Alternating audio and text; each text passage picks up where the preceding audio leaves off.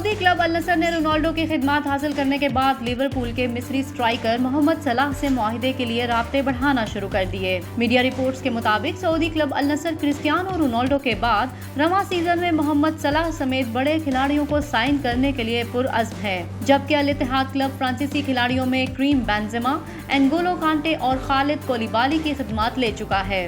मोहम्मद सलाह ने साल 2017 में लिवरपूल क्लब में शमूलियत इख्तियार की थी। उन्होंने 305 मैचों में क्लब की नुमाइंदगी करते हुए 186 गोल स्कोर किए। लिवरपूल के स्ट्राइकर गुज़िश्ता सीजन में अहम खिलाड़ी के तौर पर उभरे थे। उन्होंने 30 गोल स्कोर किए, जबकि 16 असिस्ट फराहम किए थे। सऊदी ओहदेदार हफीज अल मदलीज का कहना है कि मोहम्मद सलाह के पास अब भी लिवरपूल को खैराबाद कहने का मौका है।